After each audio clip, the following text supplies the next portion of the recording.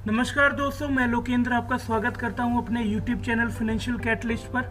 So guys, आज हम लोग बात करने वाले हैं एक वेल नोन यूलिप प्लान की, जिसका नाम है बजाज अलियांज गोल्ड एश्योर। ये अपडेटेड वर्जन है फ्यूचर गेन का। मैं आप लोगों को बताने वाला हूं कि कैसे ये प्लान चलेगा, क्या क्या बेनिफिट इस प्लान में यूनिक हैं जो बाकी किसी और यूलिप प्लान में आपको नहीं मिलते हैं, कितना रिटर्न्स आएगा और आपका जो करंट फंड एलोकेशन है वो कहाँ होना चाहिए। तो सबसे पहले हम लोग बात करेंगे की एडवांटेजेस की। इस प्लान में जाने पर आपको ऐसा क्या क्या मिल रहा है जो बाकी किसी और प्लान में नहीं मिलता है। देखिए guys, fund booster at maturity for policy term after 10 year and greater than. अगर आपका प्लान में 10 साल का पॉलिसी टर्म है या 10 साल से ज़्यादा का पॉलिसी टर्म है तो आपको फंड बूस्टर यानी कि एक्स्ट्रा बोनस मिलते हैं। रिटर्न्स और प्लानों में भी आते हैं, यहाँ भी आते हैं, लेकिन यहाँ पर 10 साल या उससे ज़्यादा का पॉलिसी टर्म रखने पर आपको एक्स्ट्रा रिटर्न बनता है। ठीक है। और दूसरा जो बेनिफिट है वो लॉयल्टी एडिशन है। लॉयल्टी एडिशन गाइस सिर्फ उन्हीं लोगों को मिल रहा है जो 5 लाख से ज़्यादा एक साल में पे कर रहे हैं। मैं बताऊंगा कि फंड बूस्टर और लॉयल्टी एडिशन किस तरीके से मिलता है, कितना रेशियो उसका रहेगा।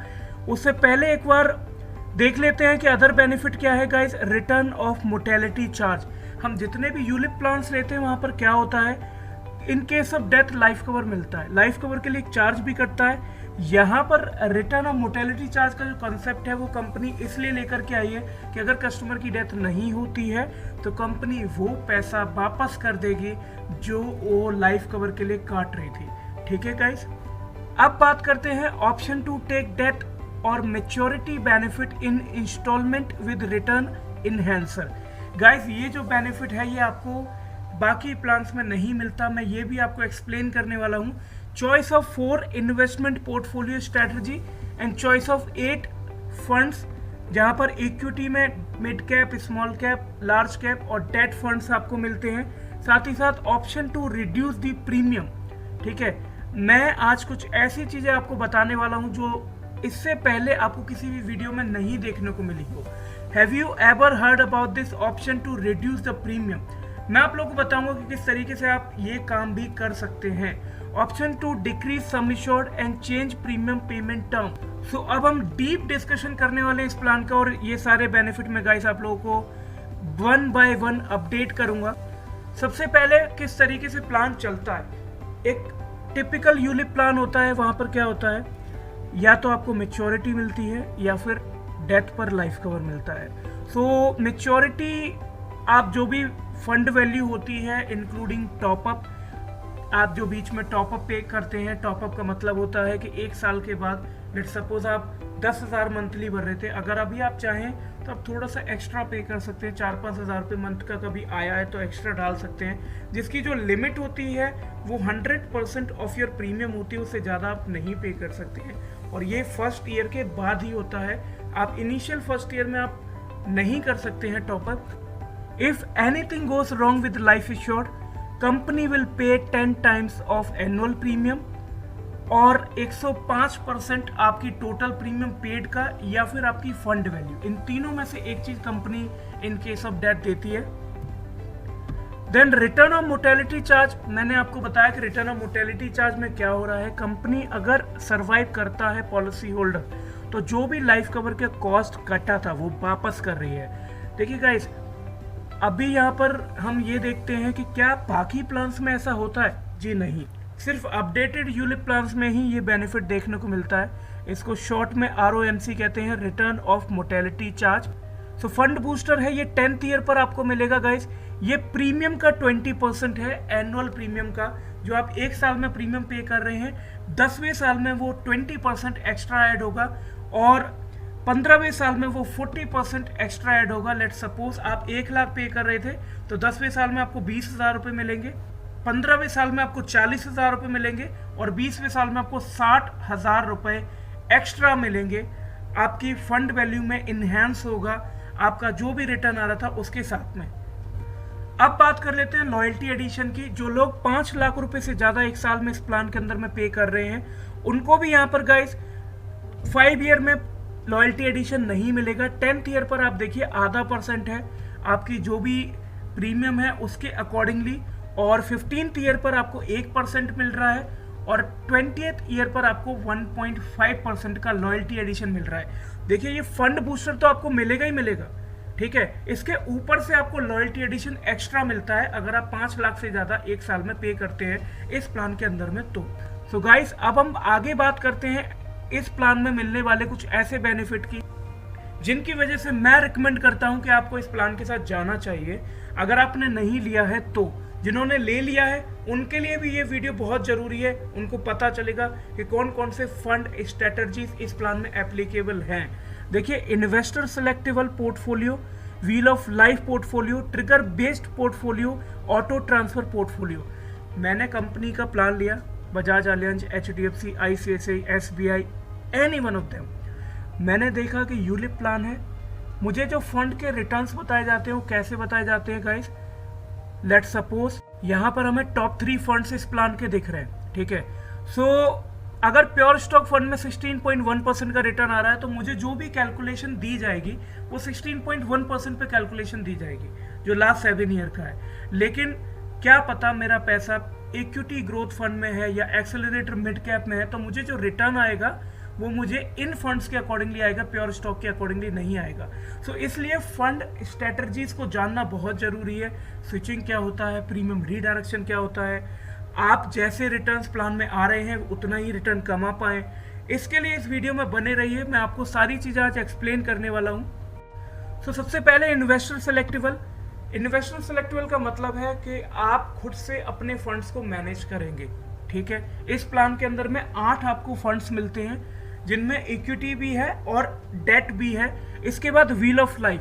सो व्हील ऑफ लाइफ जो फंड स्ट्रेटजी है गाइस वो आपकी एज के अकॉर्डिंगली चलता है। सिंपल बता रहा हूँ एज अ लेमैन लैंग्वेज, अगर आपकी एज ज़्यादा है तो आपका पैसा इक्विटी में कम जाएगा, अगर आपकी एज कम है तो इक्विटी में ज़्यादा जाएगा और डेट में कम जाएगा। ट्रिगर बेस्ड जो पोर्टफोलियो है गाइस, ट्रिगर बेस्ड ये मेरा फेवरेट पोर्टफोलियो है। इसमें कंपनी ने अभी के लिए 2 फंड डिसाइड किए हुए हैं जो बाद में वो चेंज कर देगी। ट्रिगर बेस्ड में क्या होगा, आपका पैसा 25% जाएगा बॉन्ड फंड में और 75% जाएगा जो सबसे ज़्यादा रिटर्न दे रहा होगा उस समय पर उस फंड में, ठीक है। जैसे हम हाईवे पर कार चलाते हैं, वहाँ पर अगर ट्रैफिक ज़्यादा है तो हम स्लो चलते हैं और ट्रैफिक नहीं है तो हम थोड़ा तेज चलते हैं, हम फास्ट चलते हैं ताकि हम अपना जो टारगेट है उसे जल्दी रीच कर सकें।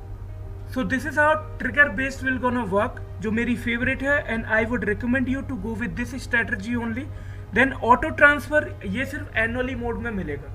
अगर आप 1 लाख रुपए एनुअली प्रीमियम पे कर रहे हैं तो कंपनी क्या करेगी, पहले उस 1 लाख रुपए को वो डालेगी बॉन्ड फंड में, उसके बाद 20% करके वो इक्विटी में मूव करते जाएगी मंथली बेसिस पर।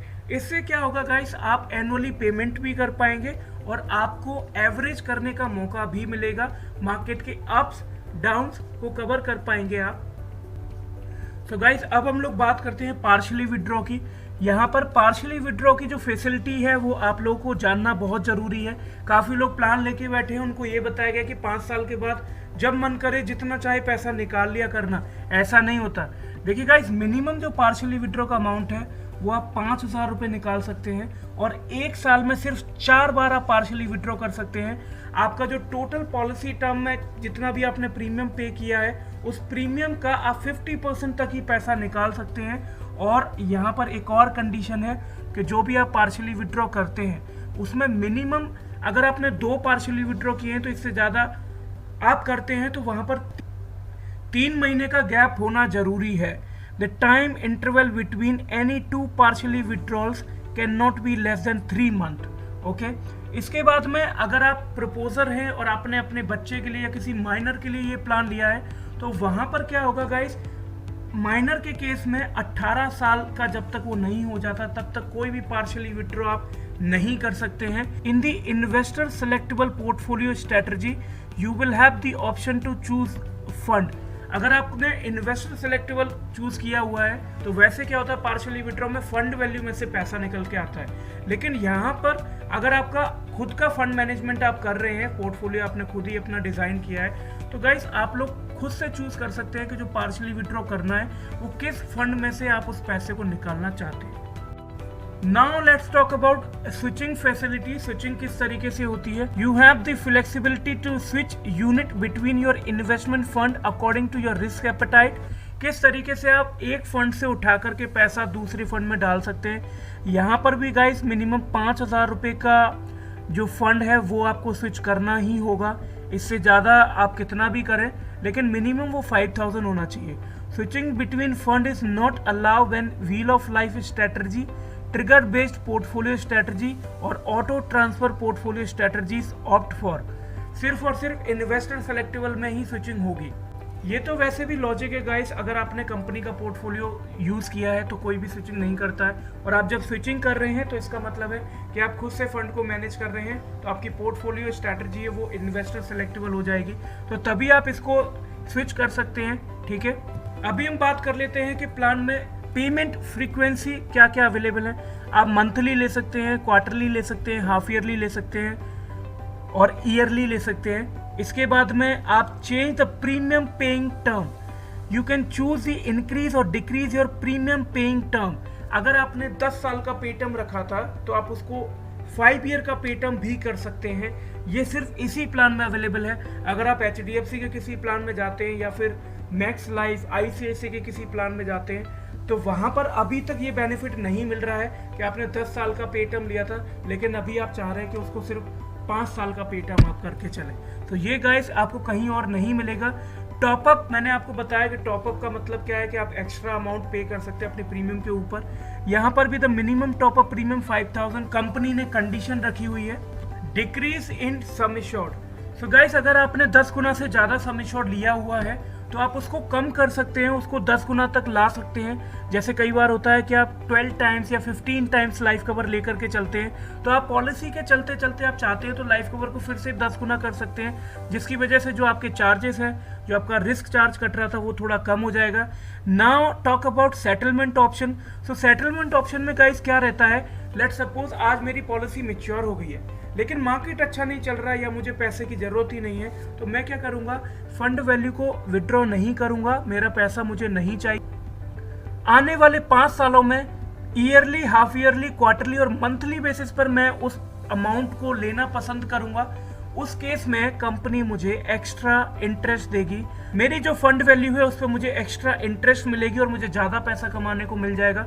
तो अगर पैसे की ज़रूरत नहीं है तो आप विड्रॉ मत करिए, मैच्योरिटी होने के टाइम पर सेटलमेंट ऑप्शन को ऑप्ट करिए। ठीक है guys, now talk about eligibility criteria. 3,000 रुपये मंथली आप कम से कम इस प्लान में एंटर कर सकते हैं। इसके बाद yearly, half yearly, quarterly, monthly मैंने आपको बताया, ये मोड अवेलेबल है। मिनिमम सम एश्योर्ड यहाँ पर 10 टाइम्स ऑफ एनुअल प्रीमियम है। मैक्सिमम एंट्री एज है वो गाइस यहाँ पर 60 ईयर है और मैक्सिमम मेच्योरिटी एज है वो 75 ईयर है। पॉलिसी टर्म जो प्लान में अवेलेबल है 5 साल, 10 साल, 15 साल और 20 साल, और जो पेइंग टर्म है गाइस वो 5 ईयर, 7 ईयर और 10 ईयर तक आप जा सकते हैं। इसके बाद अगर आप 15 साल का लेते हैं तो 10 से 15 और 20 साल का लेते हैं तो 15 से 20 साल। इस तरीके से आप लिमिटेड पे और रेगुलर पे दोनों में पे कर सकते हैं। रेगुलर पे का मतलब होता है कि मेरा प्लान 15 साल का है तो मैं 15 साल ही पे कर रहा हूँ। लिमिटेड पे का मतलब है कि मेरा प्लान तो 20 साल का है लेकिन मैं 5 साल, 10 साल, 7 साल, 15 साल इस तरीके से चूज कर रहा हूँ कि मैं कब तक पे करूंगा। प्लान चलेगा 20 साल बट मैं पे करूंगा बस 15 सालों तक। ठीक है गाइस, जिसको भी मैं आगे चल के चेंज कर सकता हूँ, मैं 15 की जगह भी उसको 10 सालों तक का पे टर्म भी रख सकता हूँ।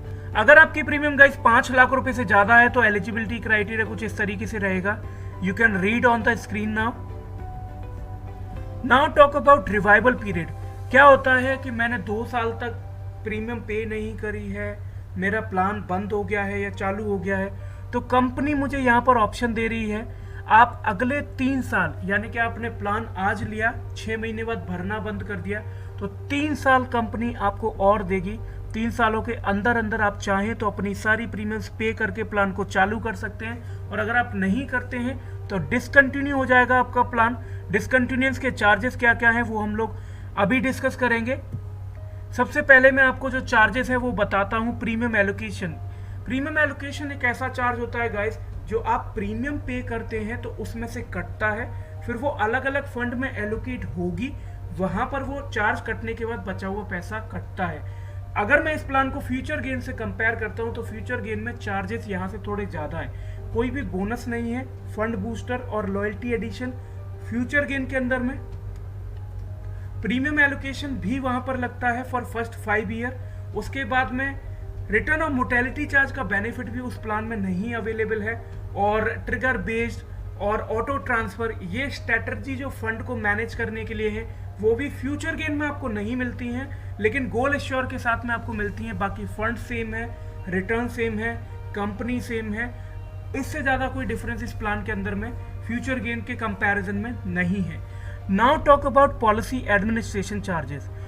400 पर एनम और 5% से ये बढ़ेगा भी, मैक्सिमम 500 तक ही जाएगा पर मंथ अगर आप देखते हैं। सो पॉलिसी एडमिनिस्ट्रेशन चार्ज जो पेपर वर्क फोर्स होता है, आपको स्टेटमेंट वगैरह आते रहते हैं मंथली बेसिस पर फंड मैनेजमेंट के, उसके लिए गाइस कटता है, जिसमें मेरा मानना है कि जैसे HDFC की क्लिक टू वेल्थ में पॉलिसी एडमिनिस्ट्रेशन चार्ज 0 है, तो अगर बजाज एलियांज चाहे कोई ये वीडियो देख रहा है वहां से तो अपडेट करना चाहते हैं अगर आप कुछ, तो गाइस आपको पॉलिसी एडमिनिस्ट्रेशन चार्ज को 0 कर देना चाहिए, बिकॉज वैसे भी आप 5-6 हज़ार 10 हज़ार तक ही काटने वाले हो।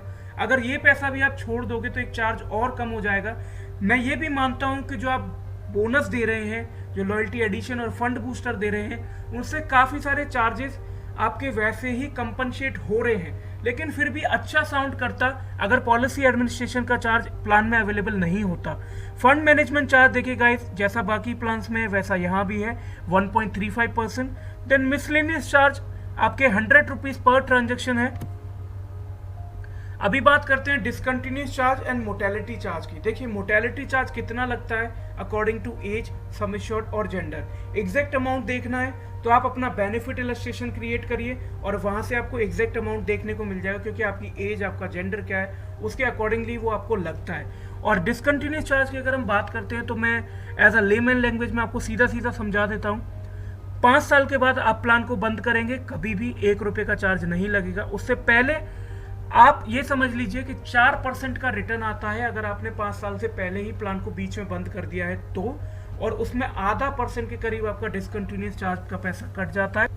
सो 3.5% का आपको प्रॉफिट मिलेगा आपकी जो भी प्रीमियम आपने भरी थी उस समय पर, और जैसे ही 5 ईयर कंप्लीट होंगे आप उस पैसे को निकाल सकते हैं, उस पैसे पर क्लेम कर सकते हैं। ठीक है गाइस। ग्रेस पीरियड अगर आप मंथली पे कर रहे हैं तो 15 डेज का रहेगा, एनुअली पे कर रहे हैं तो 30 डेज का रहेगा।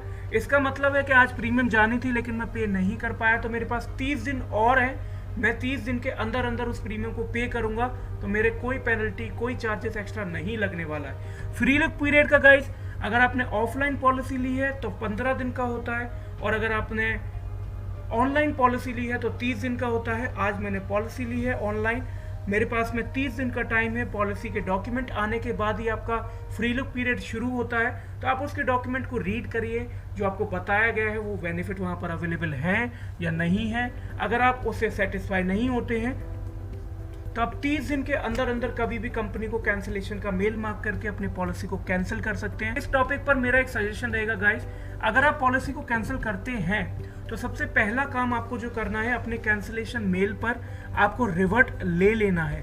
जब तक आपको रिवर्ट नहीं आएगा तब तक आपका कैंसिलेशन हो गया है ये नहीं माना जाएगा। तो करने के बाद आपको वहां पर एक्नॉलेजमेंट मिल जाना चाहिए, तभी आपकी पॉलिसी कैंसिल हुई है। ठीक है गाइस। सो ये जो कंडीशन है गाइस, ऐसा नहीं है कि ये बजाज एलियांज के इसी यूलिप प्लान में, ये सभी यूलिप प्लान में, सभी टर्म प्लान में रहता है। अगर आपने आज प्लान लिया है तो आने वाले 12 महीने तक सुसाइड आपके प्लान में कवर नहीं है। 12 महीने के बाद अगर सुसाइड कोई करता है तो भी क्लेम मिलेगा, लेकिन अगर प्लान लेने के विदिन 1 ईयर अगर किसी ने सुसाइड किया है तो उसको लाइफ कवर नहीं मिलेगा। डिसकंटिन्यूअस फंड में पैसा कहाँ कहाँ जाता है? मनी मार्केट इंस्ट्रूमेंट में 0 to 40%, गवर्नमेंट सिक्योरिटीज में 60 to 100% पैसा जाता है, जिसमें मैंने आपको बताया 4% के करीब आपको रिटर्न मिलता है, और डिसकंटिन्यूअस चार्ज वहां पर कट, उसके बाद ही आपको बचा हुआ पैसा निकालने को मिलता है। सो गाइज, अभी हम एक बार देख लेते हैं इसमें टॉप 3 फंड्स जहां पर आप पैसे के मेजर एक्सपोजर को रख करके चलेंगे। इसके बाद मैं आपको एक एग्जांपल दूंगा कि कितना अमाउंट मैच्योरिटी आपको मिल सकती है करंट रेट ऑफ इंटरेस्ट के accordingly. So guys, fund name pure stock fund. Pure stock fund में पार्ट 2 आ चुका है, तो अगर आपने प्योर स्टॉक में पैसा डाला हुआ है तो मेरा सजेशन रहेगा प्योर स्टॉक 2 के साथ जाएं, अपने फंड को स्विच करें, और जो लोग नया प्लान लेना चाहते हैं वो भी प्योर स्टॉक 2 में ही पैसा डालें। ठीक है। एक्सेलरेटर मिड कैप, ये इसका सबसे फेमस फंड है, लेकिन मेरा मानना है कि आपको इसमें थोड़ा कम रखना है पैसा, आपको एक्सेलरेटर मिड कैप से हटाना नहीं है, बस पैसा थोड़ा यहाँ कम रखना है और प्योर स्टॉक 2 में ज्यादा रखना है। इसके बाद में इक्विटी ग्रोथ फंड, अगर मैं आपकी जगह पे होता हूं तो pure stock 2, accelerator mid cap 2 और इक्विटी ग्रोथ फंड 2, इन तीनों में मैं 33-33 वाला रेशियो खेलूंगा अगर प्योर इक्विटी जाता हूं तो। अदरवाइज मैं इक्विटी ग्रोथ को यूज नहीं करूंगा। एक्सेलरेटर मिड कैप और प्योर स्टॉक 2 में 25% पैसा यहाँ डालूंगा और 50% मैं बॉन्ड में डालूंगा, अगर मुझे दोनों जगह पर अपने फंड को मैनेज करके चलना है तो गाइज अब बात कर लेते हैं कि मैच्योरिटी वैल्यू किस तरीके से आपको मिलने वाली है। टोटल प्रीमियम यहाँ पर मैंने 35 ईयर जिनकी एज है उनके अकॉर्डिंगली ये एग्जांपल लिया है। Total premium with GST 10,000 rupees, pay for 10 year, withdraw after 15 year. Maturity value आपको 16.1% के रिटर्न्स पे यहाँ पे मैंने दिखाया है, जो करंट चल रहा है आज की तारीख में जब मैंने ये वीडियो रिकॉर्ड किया है 53,57,866 रुपीज। सभी तरीके के चार्जेस इसमें डिडक्ट करने के बाद में ये मैच्योरिटी वैल्यू यहाँ पर शो हुई है। कॉस्ट ऑफ प्रोडक्ट आप देख रहे हैं 1.65 है, जिसमें मोर्टेलिटी चार्ज और कम हो जाएगा। मोर्टेलिटी चार्ज का रिफंड आपको मिल जाएगा अगर आप मैच्योरिटी पर पैसा लेते हैं, बीच में पैसे को नहीं विड्रॉ करते हैं तो। लाइफ कवर क्योंकि 10,000 मंथली से साल का 1,20,000 आपने पे किया है तो 12 लाख रुपए का यहाँ पर आपका लाइफ कवर बनता है। ये लोग पूछते हैं कि इसका क्लेम सेटलमेंट रेशियो कितना है। So updated claim settlement ratio Bajaj Allianz का 98.48% है for this current year. Post covid काफी अच्छा माना जाता है ये, अगर मैं पोस्ट कोविड देखता हूँ तो। कुछ लोगों की गाइस क्वेरीज आती हैं कि अगर उनको प्रीमियम उनका पे होना बंद हो गया है तो प्रीमियम दोबारा से पे करना है तो कैसे होगा। गाइस आप सीधे सीधे गूगल पे टाइप करेंगे बजाज अलियांज पे प्रीमियम, उसके बाद में आपके सामने ये ऑप्शन आ जाएगा यहाँ पर क्विक पे। क्विक पे पर आपको क्लिक करना है, ठीक है। बहुत सिंपल टास्क आपको मैंने दिया है। मोबाइल नंबर डालिए, पॉलिसी नंबर डालिए, डेट ऑफ बर्थ डालिए, कंटिन्यू करिए। जो भी बचा हुआ अमाउंट आपका रह गया है वो आप पे कर सकते हैं और आपकी पॉलिसी रिवाइव हो जाएगी, फिर से आपकी पॉलिसी चलती रहेगी। साथ ही साथ अगर आपको कोई भी डाउट क्वेरी कुछ आता है तो आप कमेंट बॉक्स में जाएं, वहां पर कमेंट मार्क करें और मैं वहां पर आपको रिप्लाई करूंगा। और मेरा व्हाट्सएप नंबर और ईमेल आईडी डिस्क्रिप्शन में अवेलेबल है, तो अगर कोई भी इस प्लान को परचेज करना चाहता है तो मुझसे कनेक्ट कर सकते हैं।